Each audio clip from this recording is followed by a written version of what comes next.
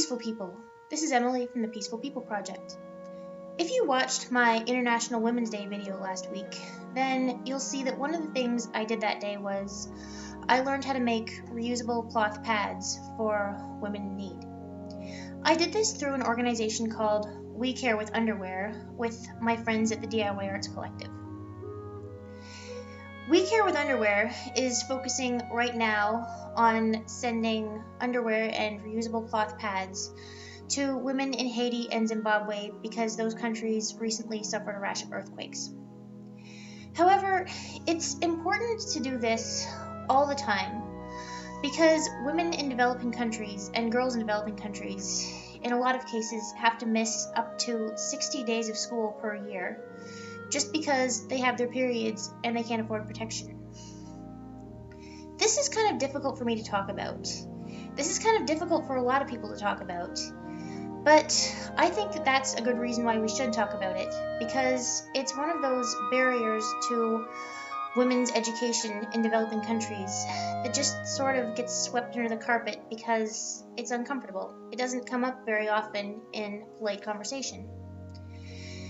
So I thought that this week would be a good time to teach you guys how to make reusable cloth pads to send to these women in need.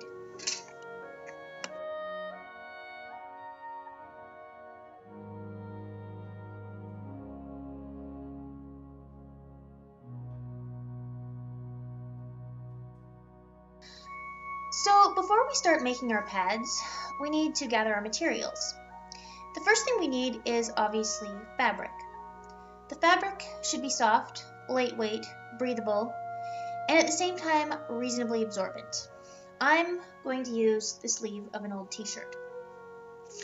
The second thing we need is cardboard templates. Templates can be found on the internet.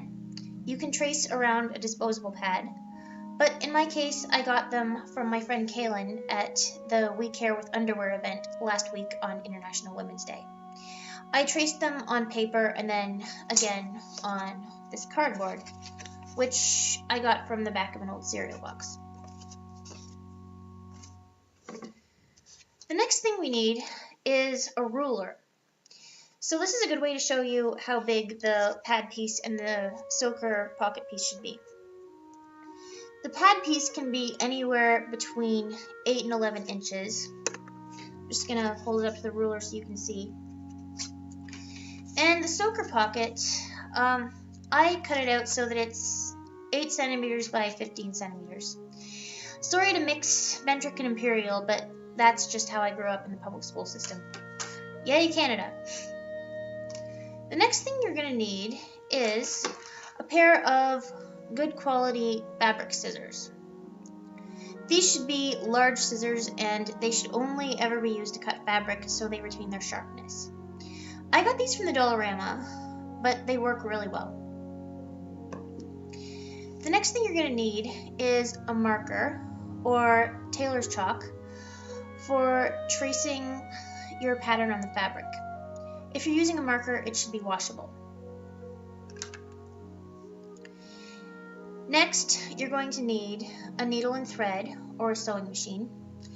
It's a lot faster if you use a sewing machine, but I don't have one that works, unfortunately. The next thing you need is straight pins. I really like this kind because the round colored heads make them a lot easier to see.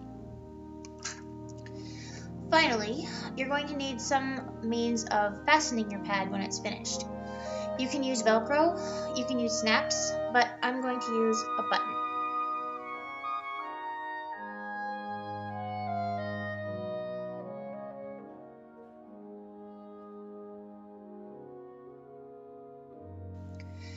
So to begin making our pad, we have to first make sure that the material is turned to the wrong side.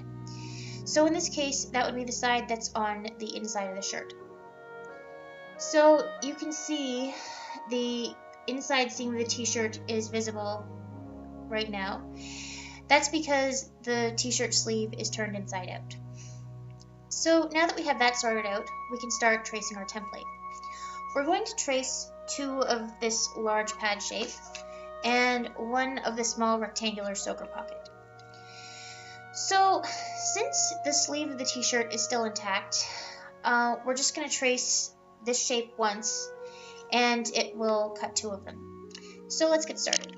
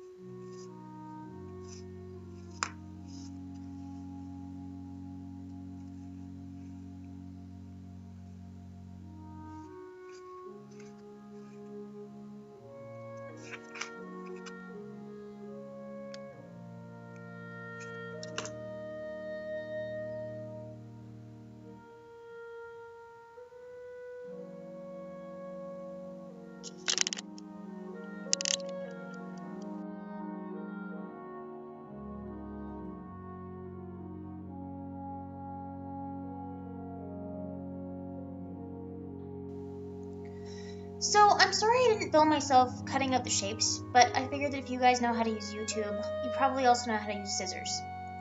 So anyway, once you're finished tracing and cutting out the shapes, you'll have two of the larger pad shapes and two of the smaller rectangular soaker pocket shapes. You really only need one pocket piece, but that's okay. You can save the other one to make another pad another time. In fact, a lot of people like to make multiples of these, which is why it's a good idea to use cardboard templates instead of paper, because cardboard's a lot sturdier. So that way you can trace several of these onto a piece of fabric or onto an old t-shirt, cut them out, and what I like to do is take sets of two of the pad shape and one of the soaker pocket shape, pin them together and put them away so it's easy for me to just assemble them later. So the next thing you want to do is fold in three of the four edges, the short end here and both the long sides, about half a centimeter or 5 millimeters. So this is what it looks like when it's pinned, and this is what it looks like when it's sewn. You sew it together with a running stitch or a top stitch, and it's important to do this step because this makes it just a bit raised. It creates a bit of a gusset so that extra thickness can be added later. So let's move on to the next step.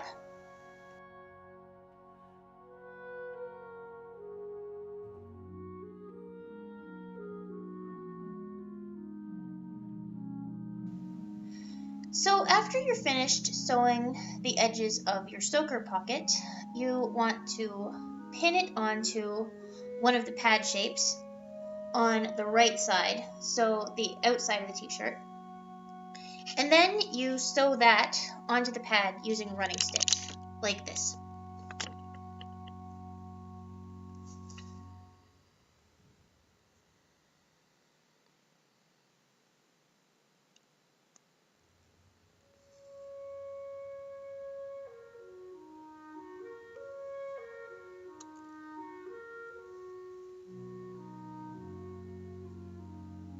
Going up through all the layers of the fabric, and then back down again, trying to keep your stitches reasonably small and even.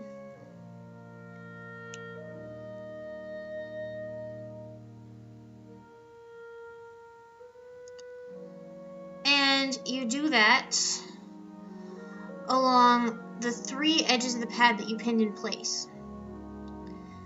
The back edge here is going to stay open so that more thickness can be added to the pad when needed, for example at night.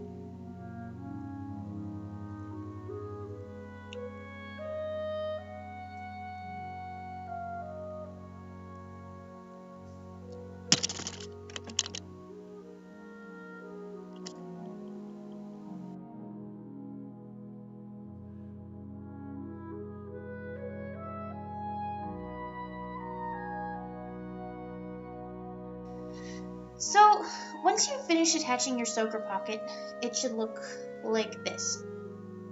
You should have the closed end of the pocket right up just a few inches away from the rounder end of the top layer of the pad. The rounder end is going to be the front. And of course, you still have the other layer of the pad piece. Now, the next thing you want to do is take the two pieces, match them up together so that you have the front end with the front end and the back end with the back end. And you want to make sure the right sides are facing in and the wrong sides are facing out. So once they're matched up together, you want to pin them together.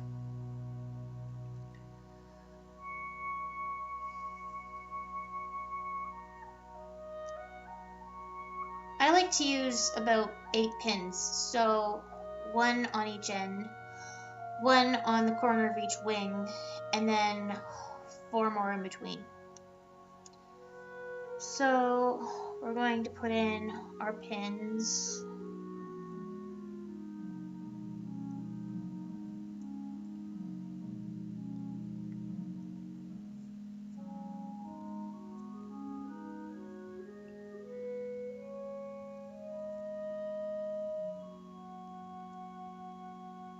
Four,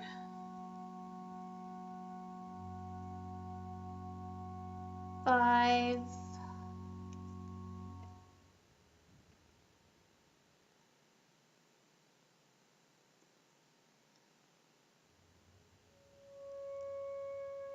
6,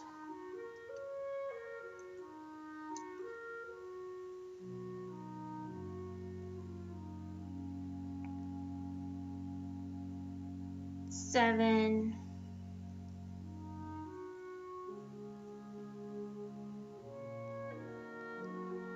and 8 pins. So once you have the 2 layers of your pad pinned together, we're going to thread our needle again and make sure we have a good knot tied in the end. Hope you can see that. And now we're going to sew the pad together, but instead of using a running stitch, we're going to use a whip stitch to sew the 2 edges of the material together. So for those of you who don't know, a whip stitch looks like this. In through both layers, pull it tight, and then around the outside.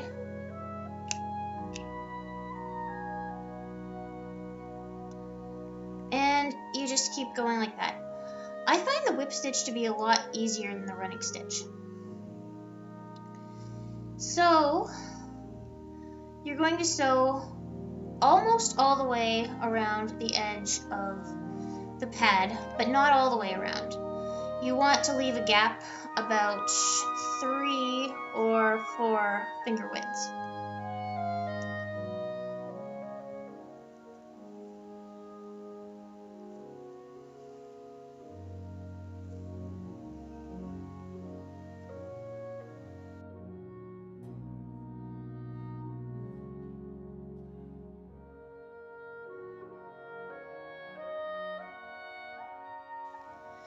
So when you're finished sewing the edges of your pad together, it should look like this. So here's the gap.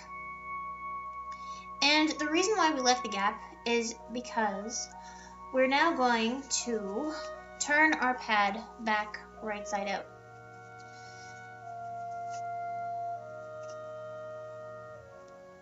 You want to make sure you get your fingers in all of the corners of the pad so that it retains its shape.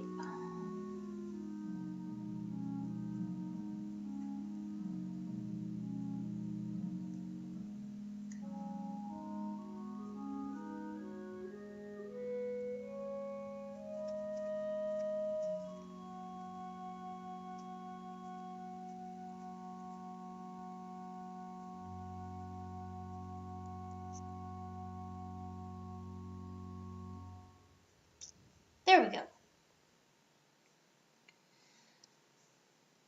So it's starting to actually look like a pad now. But the next thing we have to do is sew the gap shut. So we're going to tie a knot in our thread again. And we're going to pinch the edges in so that it looks finished. This part's a little tricky. I needed help with it my first time.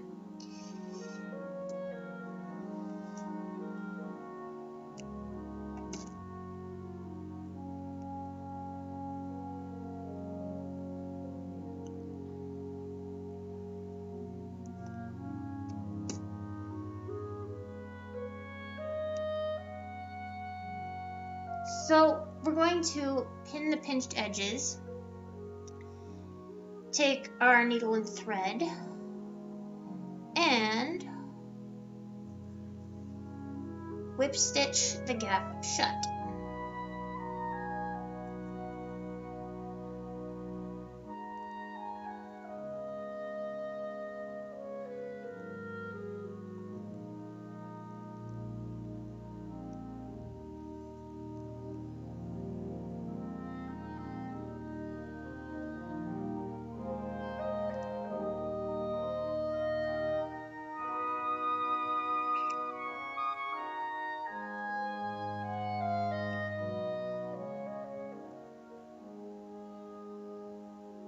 And we just keep doing that all the way from one end of the gap to the other.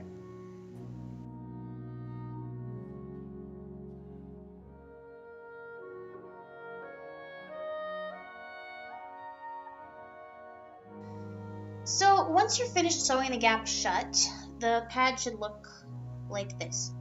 So 2 layers sewn together and soaker pocket. The only thing that's missing right now is the fastener. So I'm going to use, like I said before, a button. So the next thing we want to do is put the button just inside the corner of where the wing is. Take our needle and thread and sew it on. So buttons also have a right side and a wrong side, and we want to make sure that the right side of the button is facing out. So in this case, the button has a ridge around the edge, and that's the right side. So to sew on a button, we put the needle and thread through the opposite side of the fabric, and we bring it up through one buttonhole. And this button has 4 holes, so we're going to stitch it back down through the hole that's across from it diagonally. And we're going to do this 3 times with each set of holes.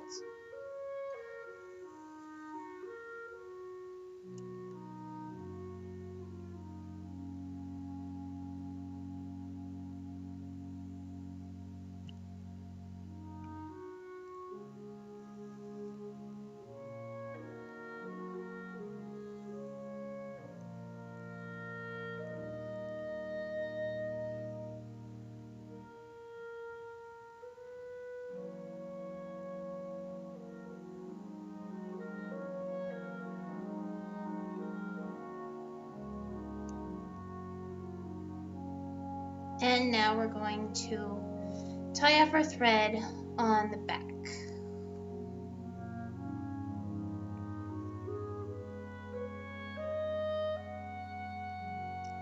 Probably want to double or triple knot this so the button stays firmly in place.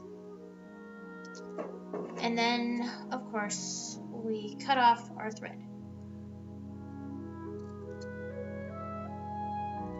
Being careful not to cut through the knot, and also being careful not to accidentally cut the fabric and make a hole in the pad, because that would ruin all of our work. So now we have the button attached, and the next thing we're going to do is fold the pad over lengthwise in half and put our finger on the other side where the button matches up, and just keep that finger there.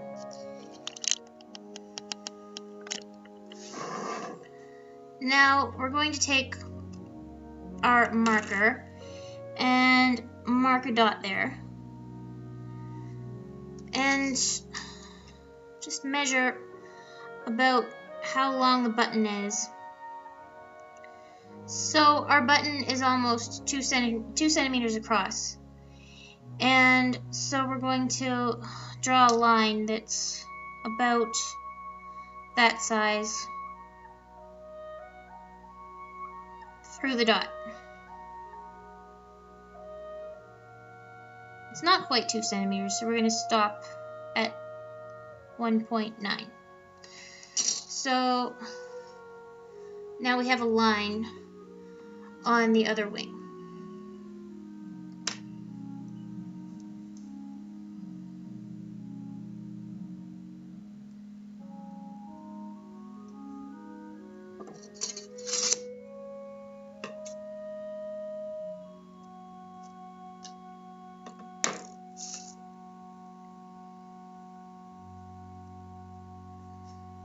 Having done that step, we are going to cut through the line, going through both layers of fabric.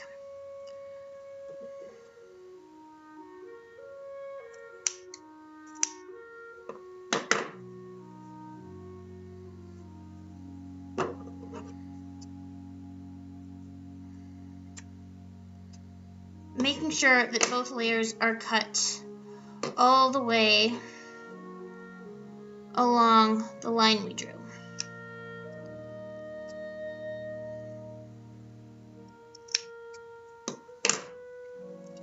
Now we're going to make sure that the hole actually fits the button. So we're going to put the button through the hole. And yes, it fits. You got to make sure the hole's the right size, because if you make it too big, then the button is going to slip out. And if you make it too small, it won't fit.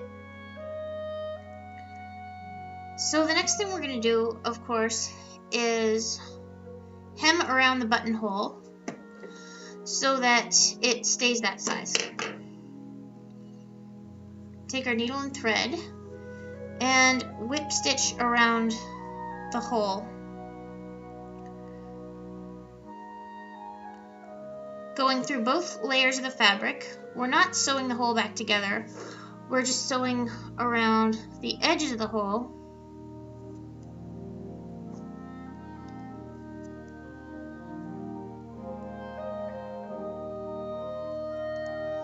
so that it's finished.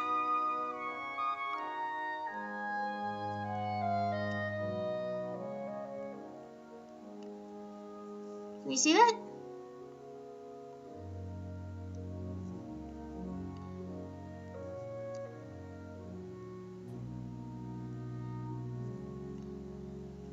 So you just keep doing that until the hole is hemmed all the way around.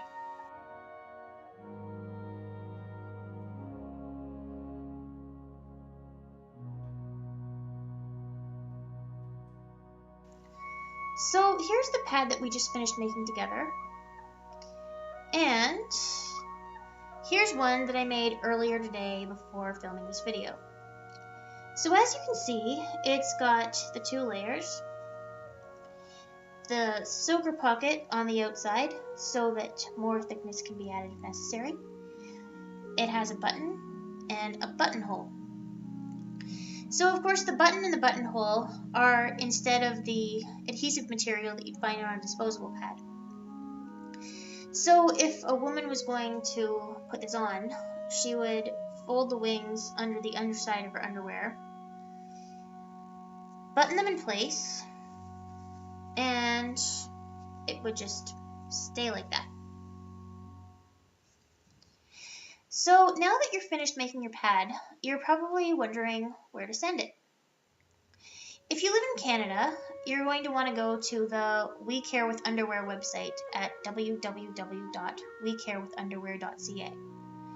You'll find a menu at the top of the screen. You're going to want to click Contact Us and fill out your first name and your email address in the automatic email field, and write a message to the site administrator. Her name is Maggie. You're going to want to tell Maggie what part of Canada you live in, or even if you live in the States. I think she also takes donations from there. So the reason why there isn't just one mailing address on the site is because there's just the one site and the one charity for all of Canada. So Maggie will write you back and tell you where to send your finished pads. If you want to help on a more local level, that's fine too. You can donate your pads to a local women's shelter. If sewing's not your thing, then you can also make a donation of money or disposable store-bought pads or store-bought underwear. And if you really want to get adventurous, you can try making underwear. That was one of the options at the We Care with Underwear event at the D.I.Y Arts Collective last week on International Women's Day. That was what I originally wanted to do, but it was just too difficult. There were a lot of pieces involved, and it involved sewing elastic around the waistband. So I decided that making the reusable cloth pads was a more realistic project for my ability level. So a word about reusable pads versus disposable ones. If you want to send your pads to a developing country, like Haiti or Zimbabwe, for example, or Uganda, then it's much better to send the reusable ones. Disposable is fine, but the only problem is once they're gone, they're gone. And women living in those countries mostly can't just walk into a Shoppers Drug Mart and buy a pack of pads like we can. So it's better to send the reusable ones because they can be washed and hung to dry and used again and again. So I hope I made this process a little more clear to you.